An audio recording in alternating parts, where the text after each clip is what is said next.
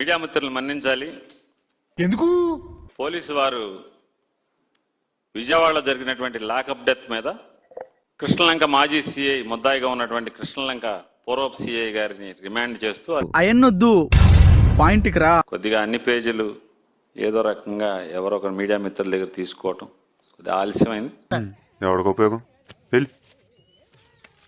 ఇవాళ విజయవాడ నగర పోలీసుల యొక్క తీరుతో అసలు నారా చంద్రబాబు నాయుడు గారి యొక్క ఇవే తగ్గించుకుంటే మంచిది. పోలీస్ వ్యవస్థ ఎంత భ్రష్టు పట్టిపోయిందో ఆంధ్రప్రదేశ్ రాష్ట్రమే కాదు యావత్ ప్రపంచం కళ్ళకి కట్టినట్టుగా కనపడుతుంది. వాళ్ళ రాష్ట్ర రాజధాని ఆంధ్రప్రదేశ్ రాష్ట్ర రాజధాని లేనటువంటి ఆంధ్రప్రదేశ్ రాష్ట్రానికి రాజధానిగా పిలువబడుతున్నటువంటి విజయవాడ మహానగరంలో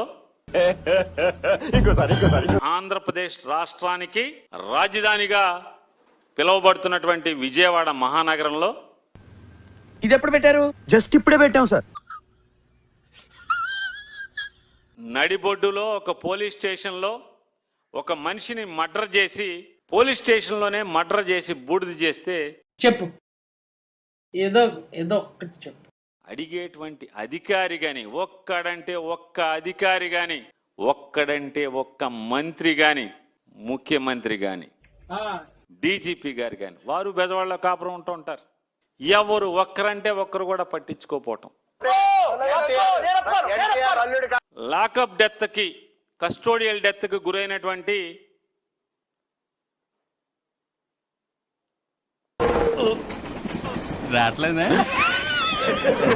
మృతుడు ఎవరైతే ఉన్నారో సాయి కృష్ణ సాయి ఏదో ఉంది వారికి ఏమండి. అంటే మీరు చదువుకునేది ఫస్ట్ చదువుకోండి. ఫస్ట్ వైఎస్ జగన్మోహన్ రెడ్డి గారు ఆవిడ్ని ఓదార్చటానికి లేదా ఆవిడ్ని ఏం జరిగిందో విచారించటానికి నేను విన్నాను, నేనున్నాను. ఒక కస్టోడియల్ డెత్కి ఎఫ్ఐఆర్ అవ్వలేదు. ఇది నారా చంద్రబాబు నాయుడు గారి యొక్క అద్భుతమైన పరిపాలన. నారా చంద్రబాబు నాయుడు గారు ఏమని మాట్లాడతారు? నిన్న విజయవాడలో చూశారు, ఒక సంఘటన జరిగింది, అక్కడే ఒక సిఐ కాపు బాధితుడు కాపు. లజ్జ కూడా లేకుండా మాట్లాడుతున్నారు. పోయింది ప్రాణం కాదు కదా, పదవే కదా పోయింది. రామారావు గారిది పదవే కదా పోయింది, ప్రాణం కాదు కదా. కానీ ఇక్కడ చంద్రబాబు నాయుడు గారు ఆడు కాపోడు ఈడు కాపోడైనా పోయింది ప్రాణం అండి. మీ భాష, మీ ప్రవర్తన, మీ నీచమైన మాటలు, మీ విఘ్నతకు వదిలేస్తున్నా. వీడెవడో భావరక్షణ చేస్తున్నాడు, చైల్డ్ ఆర్టిస్టా? ఎవడు రాజకీయ రంగు పులిమాడు? అండి? నేనేనా? తినమరిగిన కోడి అంటే ఇల్లెక్కి కూసిందంట. అట్లా ఉంది నారా చంద్రబాబు నాయుడు గారు మీరు తీరు.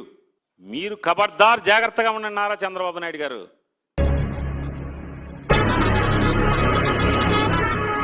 ఏమంటాడు? ఈ రోజు కూడా చూసా, వంగి వంగి దండాలు పెడుతున్నాడు దేవాలయాలకు పోయి జగన్మోహన్ రెడ్డి గారి గురించి. మోడీ గారికి వంగి వంగి దండాలు పెట్టితే మీకు సిగ్గు లేనప్పుడు దేవుడికి దండం పెడతాకి జగన్ గారి సిగ్గు ఎందుకు ఉండాలి?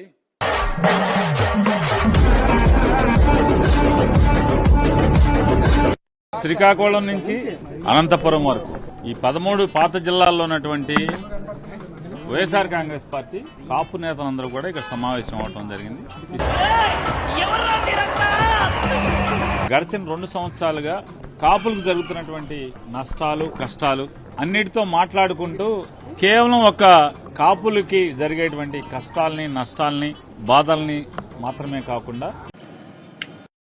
నువ్వు ఎలా చెప్పావు తెలుసా? ఆకిస్ పాక్ పాకిస్ ఆక్, సో ఆక్ పాక్ కరేపాకులే చెప్పావు.